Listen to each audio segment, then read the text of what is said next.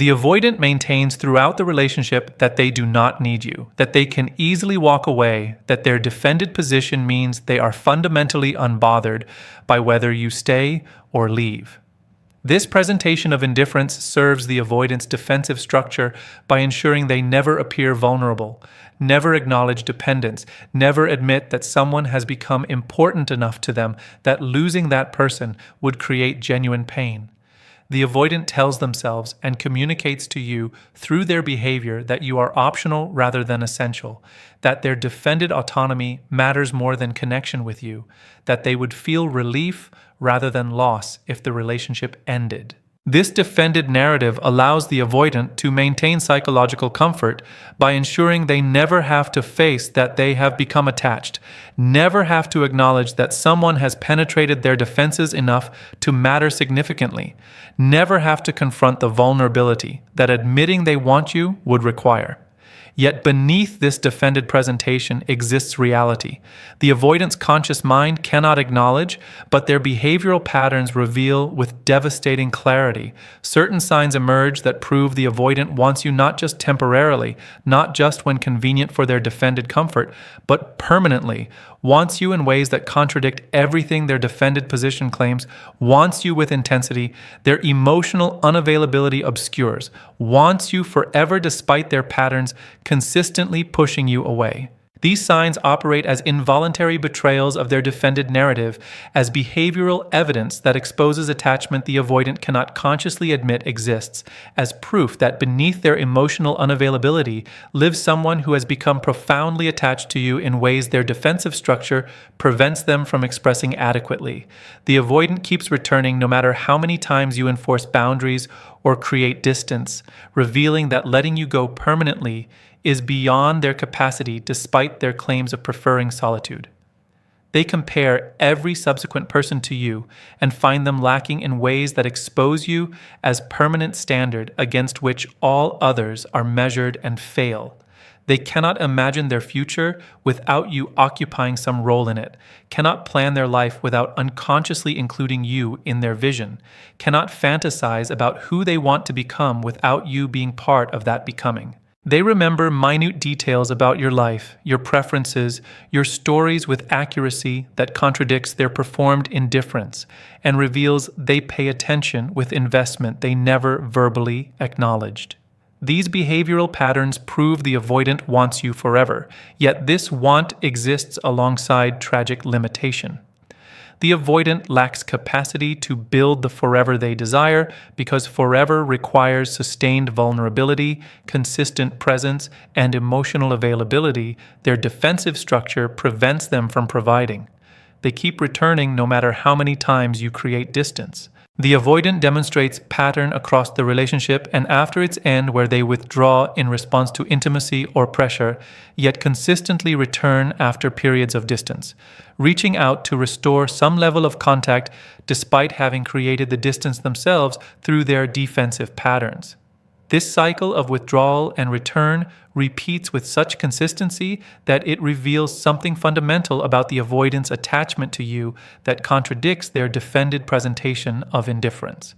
The avoidant's behavior suggests that while their nervous system requires periodic distance to manage the anxiety that intimacy generates, their attachment to you prevents them from sustaining complete permanent disconnection, even when complete disconnection would align with their defended narrative about preferring autonomy over relationship. You establish boundaries in response to the avoidance patterns, creating distance to protect yourself from the cycle of withdrawal that depletes you. You communicate clearly that you cannot continue accepting their inconsistent availability, that you need space to heal from the relationship, that you are choosing yourself over continued hope for their transformation. These boundaries represent your genuine attempt to move forward, to release someone who cannot meet your needs, to redirect your life away from waiting for someone whose patterns demonstrate they lack capacity for adequate partnership. Yet the avoidant returns despite these clear boundaries, reaching out after you have explicitly stated you need distance, making contact when you have communicated that continued interaction harms you. The pattern intensifies as you strengthen your boundaries in response to their continued returns. Each time the avoidant violates your boundaries by returning, you establish firmer limits, create greater distance, communicate more explicitly that their contact is unwelcome. Yet the avoidant persists in finding ways to reach you through different communication channels when you block their primary means of contact, through mutual friends when you eliminate direct access, through accidental encounters when you attempt to create complete separation. This persistence in returning, despite escalating boundaries, reveals that the avoidant cannot sustain the complete disconnection their defended narrative suggests they prefer, that their attachment to you overrides their conscious commitment to maintaining defended autonomy. The returns themselves carry specific quality that exposes the avoidant's underlying want. The avoidant does not return with casual indifference, reaching out as if no time has passed and no boundaries were established. Instead, the avoidant's returns demonstrate awareness that they are crossing boundaries you established, that their contact may not be welcome, that they are risking rejection by reaching out despite your stated needs for distance. This awareness, combined with their choice to reach out anyway, reveals that their desire for connection with you exceeds their fear of rejection, that maintaining some form of contact with you matters enough to them that they will accept potential rejection or your frustration about boundary violations. The avoidant would not take these risks if you were genuinely optional to them, if they truly felt indifferent about maintaining connection, if their attachment to you was as minimal as their defended presentation suggested during the relationship. The timing of the avoidant's returns also reveals the depth of their attachment. The avoidant consistently returns during periods when you appear to be genuinely moving forward, when you demonstrate through visible signs that you are building satisfying life without them, when you show interest in or begin dating someone new, when you reach milestones or achievements that suggest you are thriving rather than struggling in their absence. This timing indicates the avoidant monitors your life with investment they never verbally acknowledged, that your well-being and your relationship status occupy their attention in ways that contradict their claimed indifference, that they experience your moving forward as threat-requiring response through their return. The avoidance pattern of returning specifically when you appear to be releasing them reveals that your permanent loss feels intolerable to them, despite their pattern suggesting they would prefer your absence. The content of the avoidance returns when they violate your boundaries further exposes their underlying attachment. The avoidant does not reach out with superficial small talk or with requests for practical assistance that would explain the contact. Instead, the avoidance returns involve references to shared experiences, expressions of missing you or thinking about you, questions about whether you might consider reconciliation, or at minimum maintaining some form of connection. This content demonstrates that the avoidant returns because they want you specifically, rather than because they need something practical from you, that their contact serves their desire to maintain some bond with you, rather than serving any external purpose, that their attachment to you drives their returns, despite your boundaries making clear that continued contact harms you. The avoidant's inability to sustain permanent disconnection despite your escalating boundaries and despite their own patterns, having created the necessity for those boundaries, proves that their attachment to you exceeds their attachment to their defended position. The avoidant faces choice between respecting your boundaries and maintaining their defended comfort versus violating your boundaries to restore some connection with you. The avoidant consistently chooses violating your boundaries, demonstrating through revealed preference that connection with you matters more than defended autonomy, that their want of you overrides their usual prioritization of defended position, that you have become so significant to them that permanent loss feels impossible to accept even when their patterns make that permanent loss the healthiest outcome for both parties. Understanding what the avoidant's persistent returns prove requires recognizing that people demonstrate their actual priorities through their behavior, under constraint rather than through their verbal claims or their behavior when everything feels easy. The avoidant claims they prefer autonomy, claims they do not need intimate connection, claims they would be relieved by your permanent absence. Yet when faced with actual prospect of permanent disconnection, when you establish firm boundaries that create that disconnection, the avoidance behavior reveals that they cannot tolerate permanent loss of you, that they will violate your clearly stated boundaries to maintain some form of connection, that their attachment to you is profound enough that respecting your needs for distance feels impossible despite their conscious commitment to defended autonomy. The persistent returns despite escalating boundaries prove the avoidant wants you not casually or temporarily, but with attachment so deep that permanent disconnection remains beyond their capacity to sustain. They compare everyone to you and find them insufficient. The avoidant enters post-relationship period with conscious belief that finding someone more compatible will be straightforward, that many people exist who can provide what you provided without requiring the emotional availability you eventually demanded, that you were adequate but replaceable presence rather than unique person whose specific qualities created irreplaceable dynamic. This belief protects the avoidant from confronting the significance of losing you, allows them to minimize what you offered, enables them to maintain that walking away from you was a reasonable choice that will lead to more compatible connection elsewhere. The avoidant expects that subsequent connections will equal or exceed what existed with you, that they will encounter people who provide your patience and understanding without your eventual boundaries, that they will find relationship that feels easier than relationship with you became when you stopped accepting their defended limitations. Yet, the avoidant's actual experience across subsequent connections directly contradicts these expectations. Each new person the avoidant encounters gets unconsciously measured against template you established through your specific way of relating to them. The avoidant notices immediately that new people lack your particular emotional intelligence about their defensive patterns. They do not recognize when the avoidant needs space, do not remain steady when the avoidant withdraws, do not interpret the avoidant's defended behaviors with the sophisticated understanding you developed across time spent learning their rhythms. The avoidant finds themselves thinking, "This person does not understand me the way your name understood me," revealing that you established standard for relational understanding that subsequent people cannot meet. The comparison extends to how new people respond to the avoidance patterns. The avoidant discovers that others become hurt or frustrated by the avoidance withdrawal in ways you eventually did, but that you tolerated for far longer before reaching that point. Others establish boundaries more quickly, express needs more directly, refuse to accommodate the avoidance patterns with the patience you demonstrated throughout most of the relationship.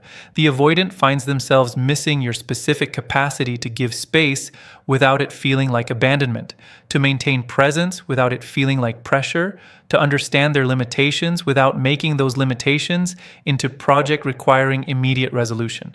Each new person's different response highlights through contrast what you provided that the avoidant took completely for granted while receiving it. The avoidant also compares new people's individual qualities to your specific combination of traits. They meet someone patient but lacking your emotional depth. They encounter someone understanding but without your capacity for boundaries.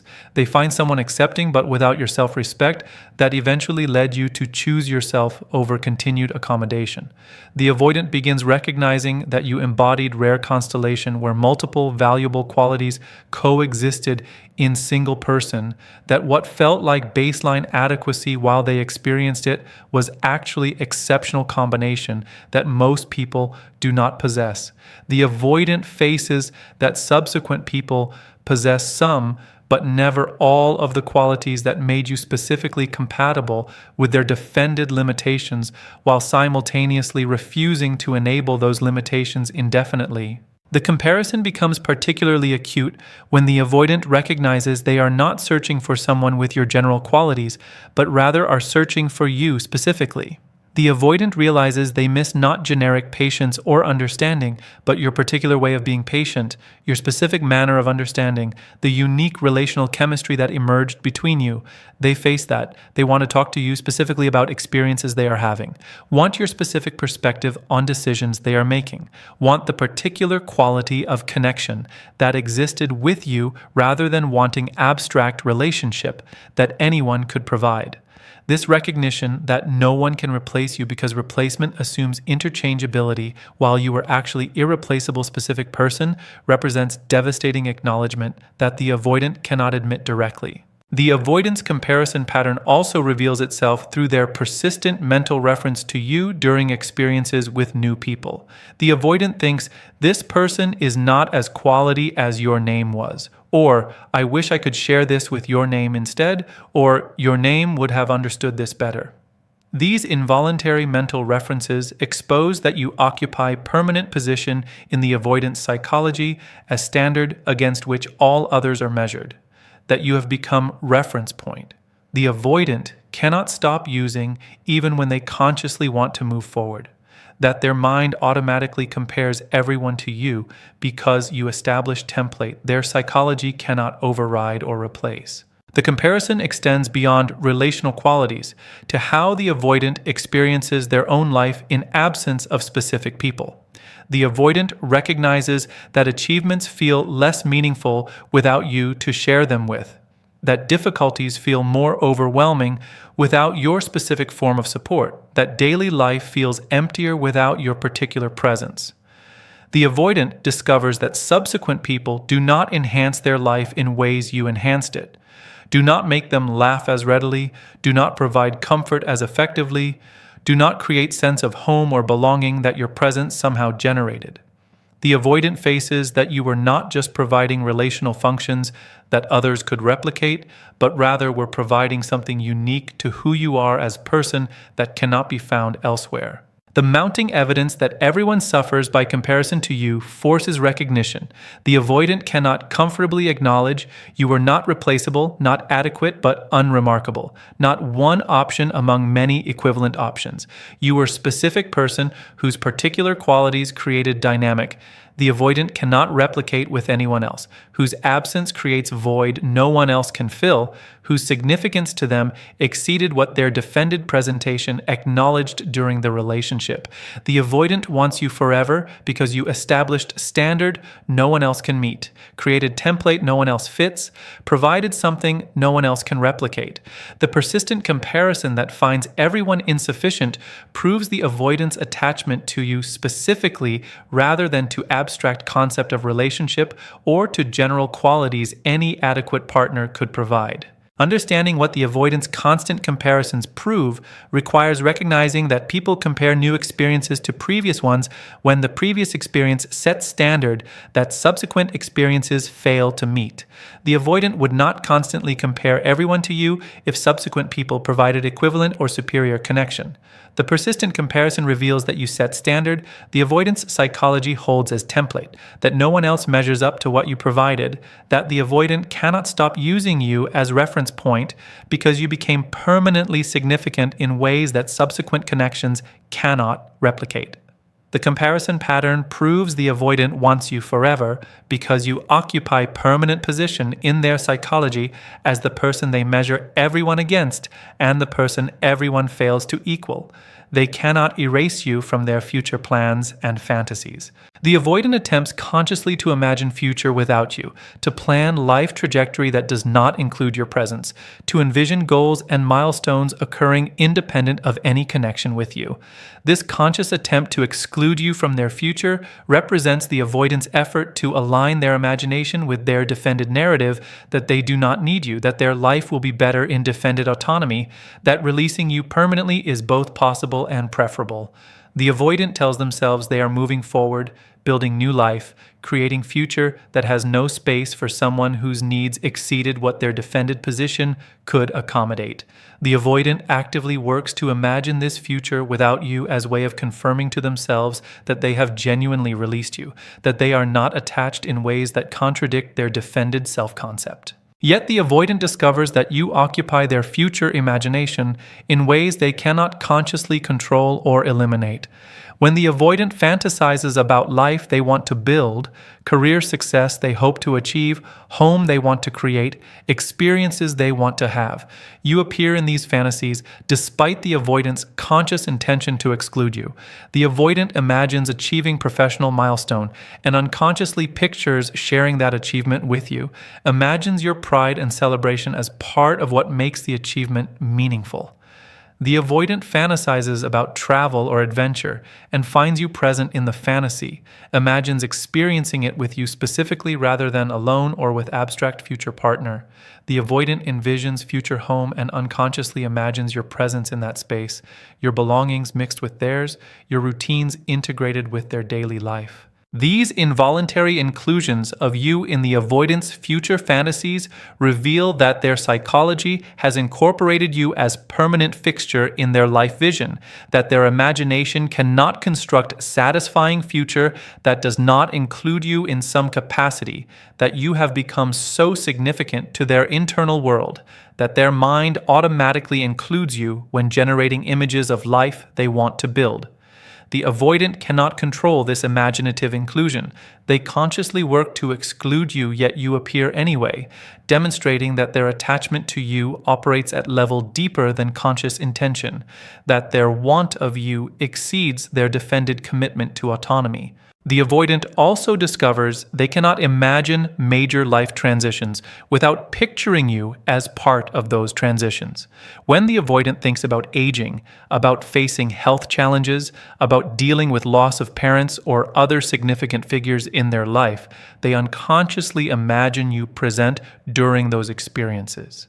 The avoidant pictures you as person they would call during crisis, as support they would rely on during difficulty, as companion who would be with them through life's inevitable challenges. This automatic casting of you in these future scenarios reveals that the avoidant has internalized you as secure base, as person whose presence would make difficult experiences tolerable, as attachment figure they depend on in their imagination, even when their defended position prevented them from depending on you adequately in reality. The future plans the avoidant makes also betray their attachment through what they avoid planning. The avoidant finds themselves unable to make certain commitments or decisions that would definitively close the door on potential future with you. They resist fully committing to new relationships because some part of them remains oriented toward potential reconciliation with you. They avoid making geographical moves that would create impossible distance between you. They keep certain options open, not buying home when they could, not accepting job in distant city, not pursuing connections that would develop into serious commitment, because closing these options feels like closing door on possibility of eventually restoring connection with you. This pattern of keeping options open reveals the avoidant cannot fully commit to future without you because their attachment to you prevents them from accepting that future with you is permanently impossible. The avoidant's fantasies about their own personal growth and development also consistently include you.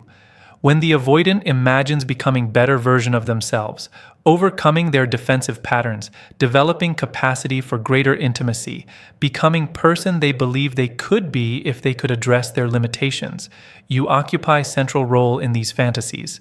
The avoidant imagines that you would witness this transformation, that you would see them becoming person you always believed they could be, that you would benefit from their developed capacity in ways you could not benefit from their defended state. The avoidant pictures showing you their growth, imagines your recognition of their transformation, fantasizes about you acknowledging that they have finally become capable of providing what you needed. This persistent inclusion of you in their growth fantasies reveals that developing into better person feels meaningful to them, specifically in context of being better for you, that their motivation to transform connects directly to winning you back or proving to you that they could have been an adequate partner if they had possessed capacity during the relationship. The avoidant cannot construct satisfying vision of their romantic future that does not somehow loop back to you. When they force themselves to imagine being with someone else, building life with different partner, creating intimacy with new person, the fantasy feels hollow or incomplete in ways they cannot articulate but clearly sense. The avoidant recognizes at some level that imagining future with someone else requires settling for something less than what existed with you, that no fantasy involving different person generates the feeling they unconsciously associate with future they actually want. The avoidant may consciously try to generate enthusiasm about potential future with someone new, yet find that these forced fantasies lack the emotional resonance that fantasies involving you carry effortlessly and involuntarily. The permanence of your presence in the avoidant's future imagination becomes particularly clear during moments when they imagine death or end of life. The avoidant unconsciously pictures you as person they would want present at their deathbed, as person whose absence from their life they would regret most profoundly when facing mortality, as person they would want to reconcile with before dying if reconciliation had not occurred.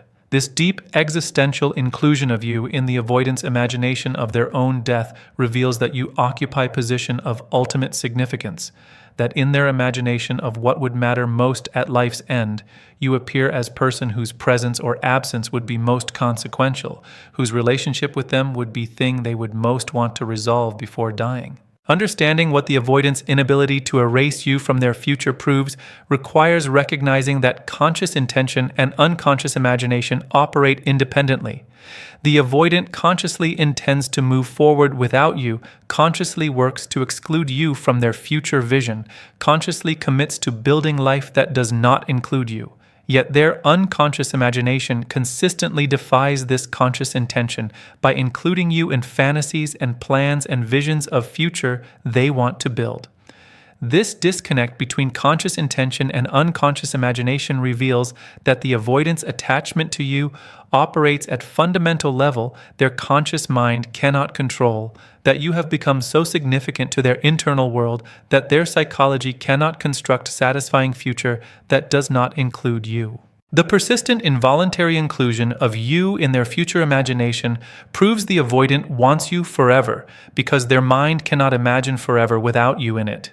They remember details about you that contradict their claimed indifference. The avoidant maintains throughout the relationship that they are not particularly invested, that they pay minimal attention to your life, that they remain detached from details that would indicate deep knowledge or genuine interest. This presentation of surface-level engagement serves the avoidant's defensive structure by ensuring they never appear too interested, never acknowledge that they notice and retain information that would reveal investment they cannot consciously admit. The avoidant responds to your sharing with apparent minimal attention, seems to forget things you have told them, demonstrates through their lack of follow-up questions that they are not deeply engaged with understanding your internal experience or your daily life. This pattern creates impression that you exist in their awareness only superficially, that they are not paying close attention, that their investment in knowing you is minimal. Yet after the relationship ends or during conflicts within the relationship, the avoidant reveals through their words and behaviors that they retained extraordinary amount of information about you that contradicts their performed indifference. The avoidant references specific stories you shared months or years earlier, demonstrating they remember details you assumed they had forgotten or never truly registered. They recall your preferences with accuracy that surprises you, knowing your coffee order exactly, remembering which foods you dislike and why, recalling your favorite book or movie despite having seemed disinterested when you discussed it. They demonstrate knowledge of your family dynamics, your work situation, your friendships with specificity that reveals they were paying far closer attention than their lack of engagement suggested. The avoidant particularly remembers details about your emotional landscape that they seem to ignore during the relationship. They reference specific moments when you were hurt or disappointed, demonstrating they noticed your emotional state even when they did not acknowledge that noticing in the moment. They recall things that made you happy or excited, showing they tracked your positive emotions despite appearing detached from your experience. They remember vulnerabilities you shared, wounds you revealed, fears you expressed with accuracy that proves they were listening deeply even when their response suggested they barely registered what you were sharing. This retained emotional information reveals the avoidant was profoundly attuned to your internal experience, even while their defended behavior suggested indifference.